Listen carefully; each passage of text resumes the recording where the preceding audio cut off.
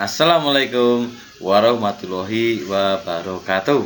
Ketemu lagi dengan saya Pak TG dalam materi Sejarah Indonesia kelas 11 pada semester yang kedua ini. Pada pertemuan yang pertama ini kita akan membahas tentang pendudukan Jepang di Indonesia.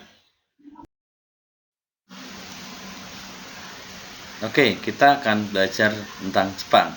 Sekilas tentang Jepang. Yang kita tahu, Jepang adalah negara yang sangat maju, namun tradisional. Itulah Jepang, sebuah negara yang sangat menjunjung tinggi tentang kearifan lokal. Jepang adalah sebuah negara maju yang mempunyai sejarah yang sangat panjang sekali, hingga Jepang bisa seperti ini.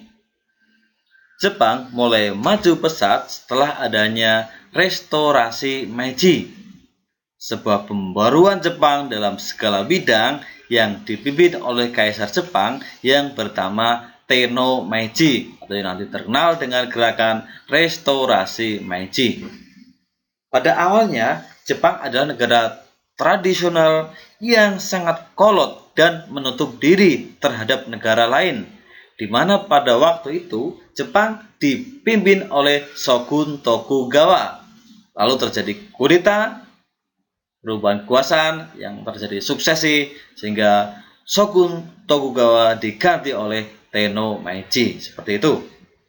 Setelah restorasi Meiji, Jepang maju sangat pesat sekali. Bisa menyaingi negara-negara lain yang pada awalnya sudah maju, namun Jepang bisa menyaingi mereka. Dan yang dibangun pada pertama kali adalah bidang militer. Bahkan Jepang untuk angkatan daratnya mengadopsi Prancis dan Jerman yang kala itu sangat maju pada masanya. Dan angkatan laut dari Jepang mengadopsi dari negara Inggris yang memang terkenal sangat maju dan kuat pada masa itu. Selain itu, industrialisasi di Jepang berkembang pesat sekali seiring dengan perekonomian yang sangat meningkat, meningkat sekali, sehingga pembangunan di segala bidang di Jepang mulai dilakukan pada masa itu. Dan hebatnya lagi, Jepang adalah menjadi satu-satunya negara di Asia Tenggara, bahkan boleh dibilang di dunia adalah negara yang bebas buta huruf. Artinya 100% masyarakat Jepang wajib bisa membaca. Itulah Jepang yang luar biasa.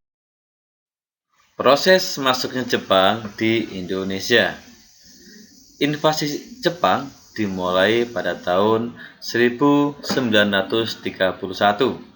Jepang melakukan invasi ke negara-negara lain setelah Jepang sangat pede. Jepang merasa sudah mampu untuk menaklukkan negara-negara asing, sudah mampu menguasai negara-negara lainnya. Apalagi setelah Jepang pada tahun 1905 mampu untuk mengalahkan Uni Soviet. Negara pertama yang menjadi sasaran invasi Jepang adalah Manchuria. Lalu berikutnya adalah negara Korea yang merupakan negara tetangga dari Jepang itu sendiri. Dan negara yang ketiga adalah bagian dari Cina, di mana di negara ini Jepang melakukan kekejaman yang luar biasa dalam invasi ke Cina, sehingga terjadi pembunuhan besar yang banyak sekali di Cina ini.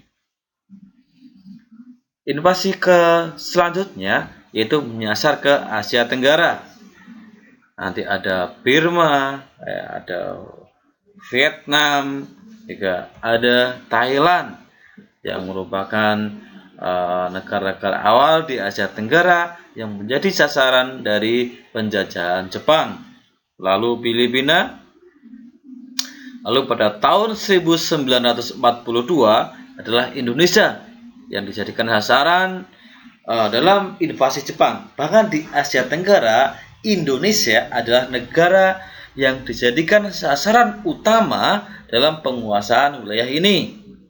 Karena Indonesia adalah negara yang mampu atau mempunyai sumber daya alam yang harus dikuasai untuk mendukung Jepang dalam memenangkan Perang Asia Timur Raya, seperti itu. Dan Tarakan di Kalimantan adalah adalah tempat yang pertama kali Jepang mendarat di Nusantara. Setelah Nusantara adalah Singapura, di mana pos pasukan sekutu juga Belanda bermarkas di Singapura ini, seperti itu. Dengan semangat Hakko Ichiu, Jepang akhirnya menguasai Asia yang akan dijadikan sebuah keluarga besar Asia Timur Raya di bawah panji-panji Kaisar Jepang, seperti itu. Dalam menguasai negara-negara lainnya, Jepang berkuasa dengan sistem fasis dan totaliter, sama dengan Adolf Hitler di Jerman, sama dengan Benito Mussolini yang berada di Italia.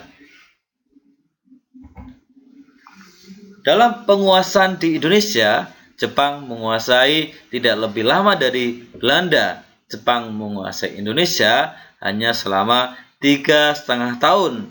Namun dampak dari 3,5 tahun ini sangat terasa, bahkan melebihi Belanda yang sudah ratusan tahun menjajah Indonesia. Tadi kita akan membahas Jepang, penguasaan dari negara per negara. Sekarang kita akan fokus ke Indonesia. Indonesia dibagi 3 wilayah kekuasaan militer, di mana masing-masing kekuasaan militer ini adalah mempunyai komando sendiri, tidak saling terikat. Ya. Yang pertama adalah Kaigun atau Angkatan Laut. Armada Selatan kedua yaitu menguasai Kalimantan, Sulawesi, dan Maluku. Dan Rikugun atau Angkatan Darat, khususnya Angkatan Darat ke-25 atau disebut Tommy Sudan, itu berwilayah di Sumatera. Angkatan Darat yang ke-16 adalah Asam Sudan, itu berwilayah di Jawa Madura. Demikianlah sehingga Indonesia dibagi oleh 3 kekuasaan militer, yaitu Armada Selatan kedua atau Kaigun, Angkatan Darat ke-25 atau Rikugun atau Angkatan Darat ke-16 yaitu Asam Sudan, seperti itu. Tadi secara militer, sekarang cara penguasaan Indonesia melalui politik. Guna menanggulangi hal-hal yang tidak diinginkan, Jepang harus menguasai Indonesia secara keseluruhan dengan berbagai cara, baik secara militer, secara wilayah, maupun juga secara politik. Gerakan politik yang pertama adalah melalui Gerakan 3A. Gerakan 3A ini adalah gerakan untuk merebut simpati masyarakat Indonesia. Arti 3A ini adalah Nippon Cahaya Asia, Nippon Pelindung Asia, dan Nippon Pemimpin Asia. Sehingga ketika Jepang masuk ke Indonesia, mereka mengharapkan bahwa Jepang dianggap sebagai saudara tua oleh orang Indonesia. Yang kedua adalah Gerakan Putra, Pusat Tenaga Rakyat, di mana dalam Putra ini negara Jepang menggunakan tokoh-tokoh Nusantara untuk berada dalam Gerakan Putra tersebut. Di antaranya adalah Bung Karno, Bung Hatta, Ki Hajar Dewantoro, dan Ki Haji Mas Mansur, seperti itu. Dan yang ketiga adalah Gerakan Jawa Hokokai, atau disebut juga Himpunan Kebaktian Masyarakat Jawa. Dan Jawa Hokuko ini nanti digunakan Jepang justru untuk merampok sumber daya alam dan kekayaan Indonesia untuk mendukung peperangan Jepang melawan sekutu. Oke, kita akhirnya sampai kepada slide yang sudah ditunggu-tunggu dan sudah sangat dirindukan kalian, yaitu slide tugas. Tugas yang pertama adalah apa pentingnya Indonesia bagi Jepang. Tugas yang kedua adalah bagaimana sikap rakyat Indonesia terhadap Jepang.